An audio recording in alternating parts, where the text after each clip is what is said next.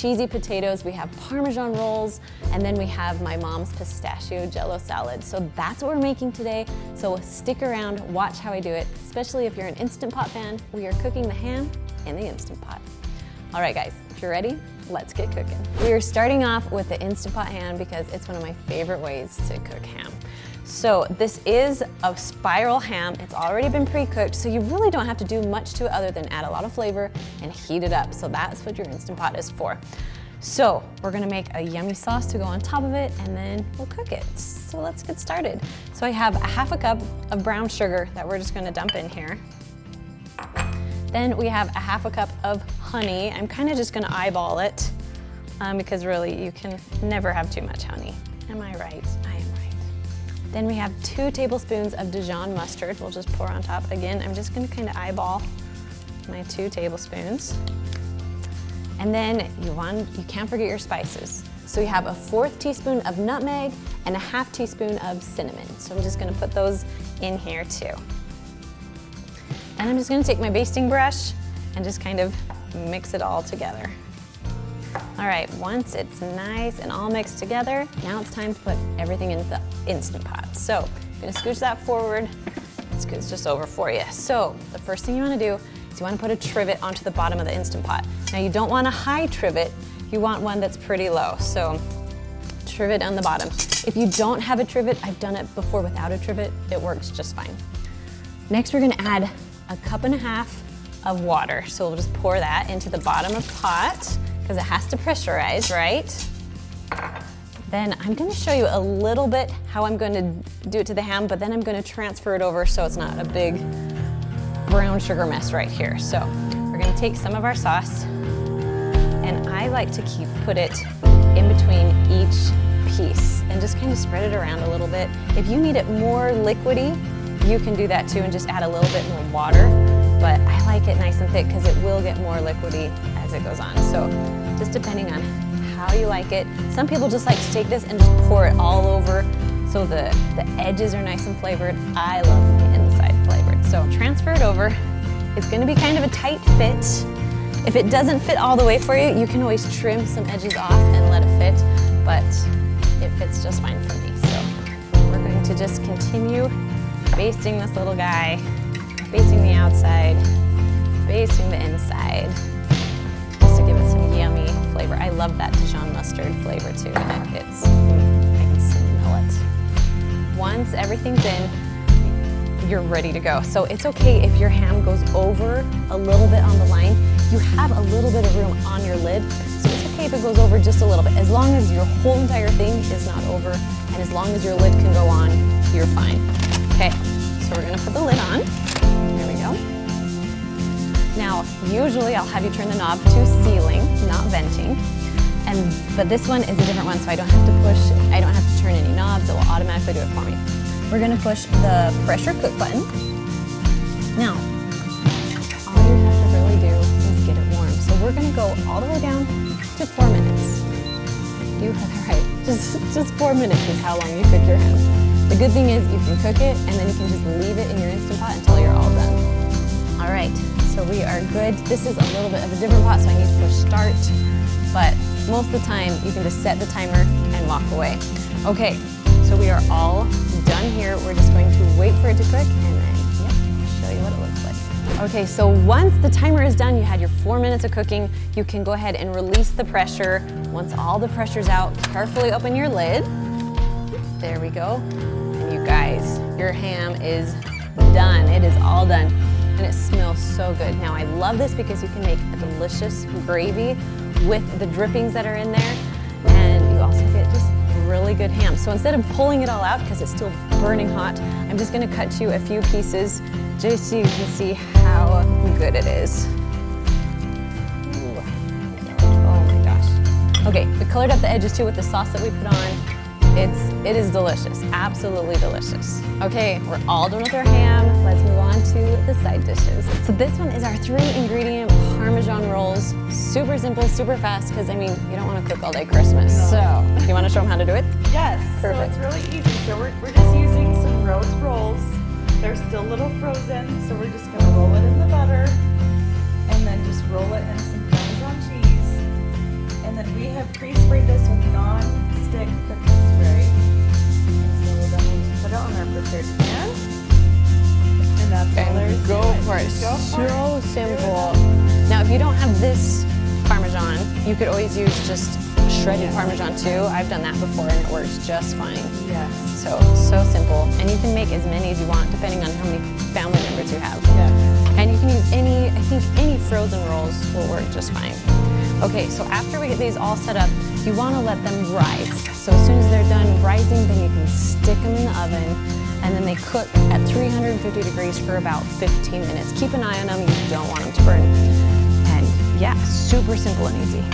Okay guys, that's all you have to do for this recipe. So now we'll move on to the next. Nice. All right, the next recipe, which is our side dish, is our cheesy hash brown potatoes. Now these are also known as cinnamon roll potatoes. Mostly that name is known in Utah. So I hope you like them. I love them. All right, we're gonna start with a 32-ounce bag of hash browns, and we're just gonna dump half of it in right now. And then kind of just spread it. Okay, now we're gonna make the sauce that goes on the top. So we're gonna have 2 cups of sour cream.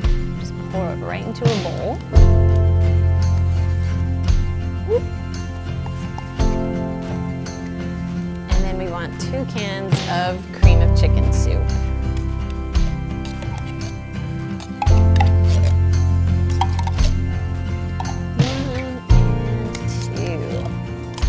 My mom made this at least once a month for our Sunday dinners, and of course always on Christmas, so it's one of our favorites.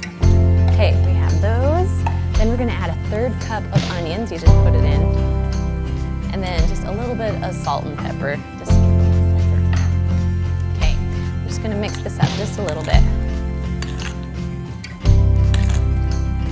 Okay, before it's all the way mixed in, we are gonna add 2 cups of cheddar cheese. And again, I buy the pre-shredded because it's just easier for me. If you wanna shred your own, that's great too. I'm just gonna mix this all together. Make this the perfect cheesy mixture. Woo, out of control. Here we go.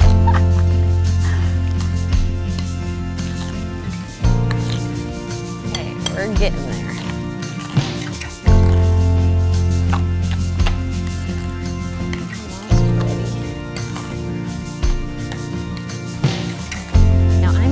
The shredded hash browns. You can also use the cubed hash browns. That will work too.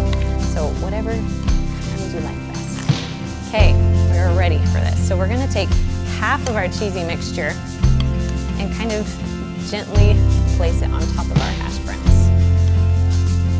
It's kind of a little bit hard to mix around, so that's why I like to do it in dollops, I guess you could say. There we go.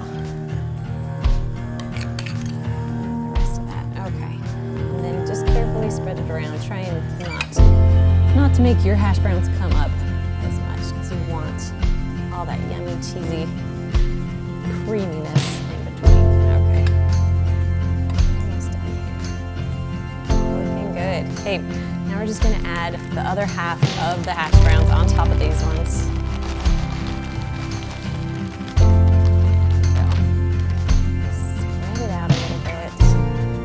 This 9x13 pan isn't very thick.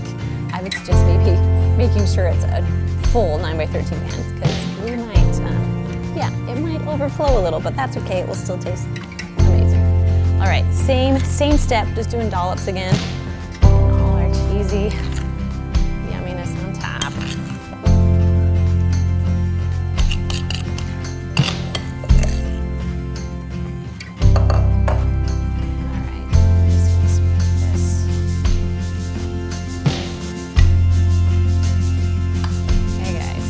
Looking good. It's looking so good. Now for my favorite part is like the crumble on top, the cracker crumble. We're all ready to go here. So now we're gonna take 2 cups of Ritz crackers that we've crumbled up and then just a half a cup of melted butter. We're just gonna pour it on top of our cracker crumble and then just mix it all together. I don't know what it is about the cheesy potatoes having like a crumble on top. It is my favorite.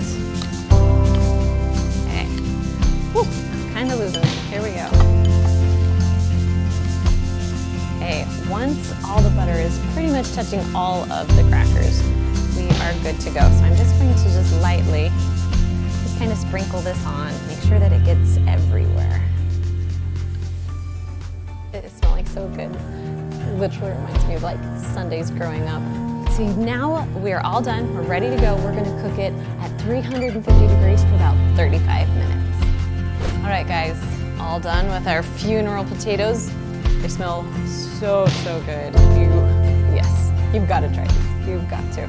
Okay, all done with this one. Let's move on to the next. If you know me, you know I love Jell-O, so I'm making my mom's pistachio Jell-O salad. We're gonna start with the 3.4 ounce of pistachio pudding, and we're just gonna put it into the bottom of our bowl.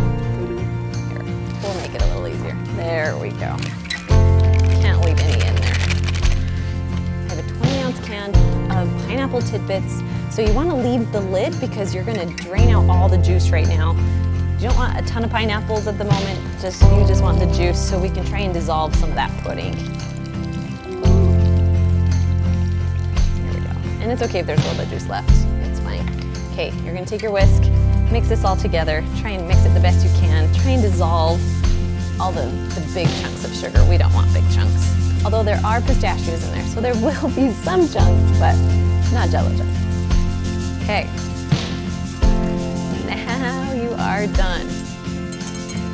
Well, not yet. Okay, we're gonna add a container of Cool Whip. You guys, I love Cool Whip. I could eat it just right out of the container with a spoon. I do quite often, actually. It's one of my favorites. Not the best for you, but it's good. Okay, we're just gonna kind of fold this in.